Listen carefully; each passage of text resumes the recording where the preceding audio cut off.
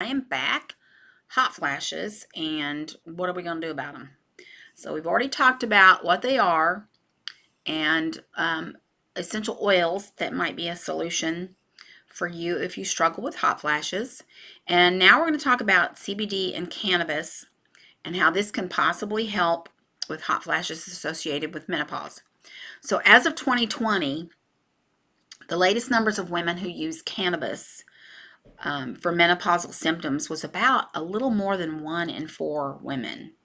Only about 7% of women use traditional hormone replacement therapy, otherwise called HRT. So, cannabis has actually been documented as support for menopause since 1889, when suppositories were used for flashes of heat and cold.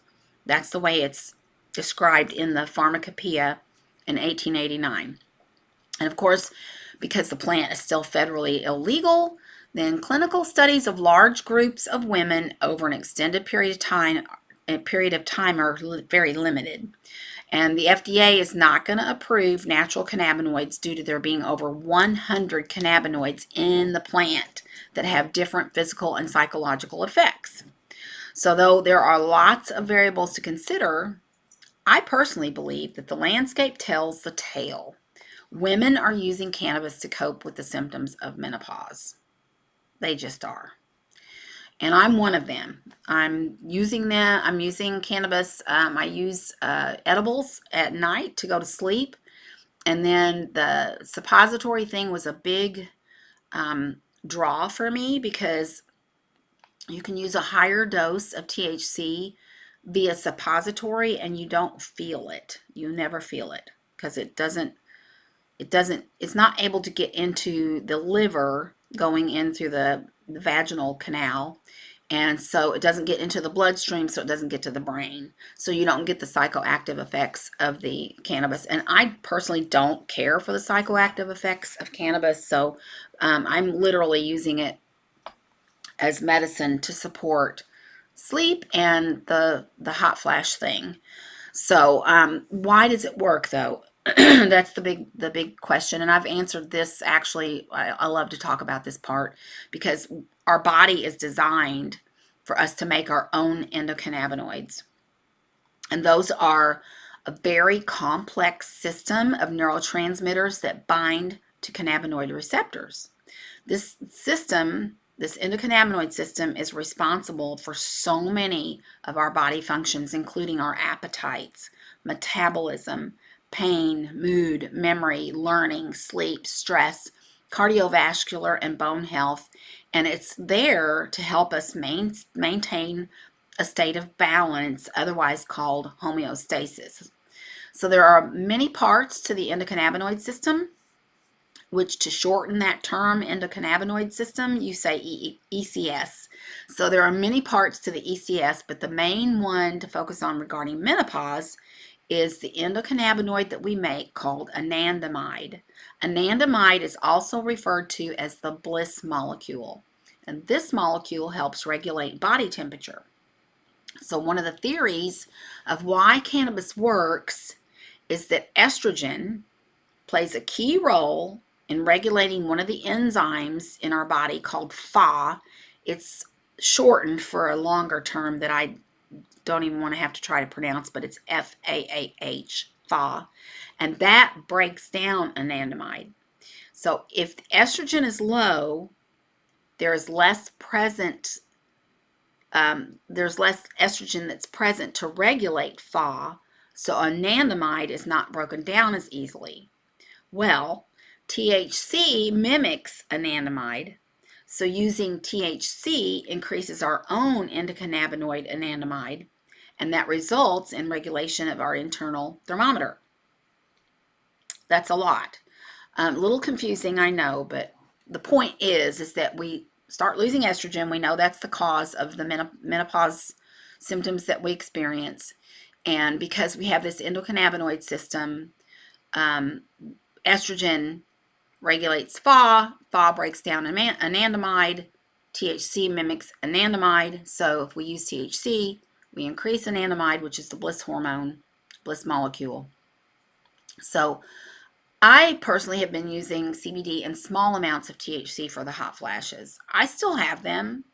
I am one of these people that I'm like the 8% of women who have ongoing hot flashes for 20 years after they've gone through menopause. I've not made it 20 years since going through menopause, but I started having hot flashes at 36 in the middle of the night, and then I'd have to throw the covers off and let my leg hang out to cool off. And then I struggled really, really bad with PMS stuff. And then as I started getting into perimenopause, the hot flashes started getting worse and worse. And I actually did not have my last period until I was about 55. So that's a little later. Most people have their last period usually around 50 or 51. But for me, it was 55, and I've had hot flashes since. I was on hormone replacement therapy for 10 years. I got breast cancer, had to stop that, and the hot flashes came back with a vengeance. And so now I still, like I said, I still have them. I'll have one or two at night. And then, like yesterday, I had two that were just absolutely overwhelming. It was, it's maddening. It's like, why do I have to keep having these darned hot flashes? And my husband was rubbing my neck for me, and I was just pouring sweat, and I felt bad for him, but he didn't care. But anyway, he just shouted out like, "God, heal my wife." So I appreciated that immensely. But I'm getting my healing because God hears my cry. But also, I'm using cannabis to help me heal. So that being said, since I started using cannabis in November of 2020, and since I started using suppositories back in, oh gosh, how long's it been now? Probably since November of 2022, my hot flashes have diminished significantly in frequency. Not so much in intensity. They're actually probably a little worse in intensity, but maybe that just means it's about ready to just be done. I don't know. But I'm happier in that I don't have as many. I'm not happy with the intensity, I can tell you that. But I really do believe that using the cannabis is the key. So there's another approach that you can use, and I'm not very familiar with this, so I'm not an expert on this at all, but it's herbs. And I looked it up, and some of the herbs that you can take would be sage, motherwort, and licorice. And those three herbs are known to help with hot flashes. And there is also a concoction you could make that would help with vaginal discomfort due to the loss of estrogen. And I am finding that with the suppositories that I make, that is starting to improve, and that's a huge deal. So and that meaning the painful intercourse, because it's really awful. So anyway, that's it for hot flashes, and I didn't go through the conventional approach to dealing with hot flashes. I think most people know that it's usually hormone replacement therapy. And if you were going to choose that route, I would use bioidentical hormones, not synthetic hormones. Your body's going to be a lot happier with a bioidentical hormone than with a synthetic hormone. So there's that. I can help you if you want some guidance on how to start using cannabis if you're struggling with hot flashes, or for if you're struggling with other health issues as well. I can help you coach you through that. So you can just go to my website or send me a message here, and I can send you a link. But I'd love to work with you if that's something that speaks to you. And if not, that's okay too. So you all have the best day. It is freezing outside. Yesterday it was like 63, and now when I got out of work a little bit ago, it was 38. So I don't like it. Anyway, you guys have a good day. Be blessed, and let's break the stigma.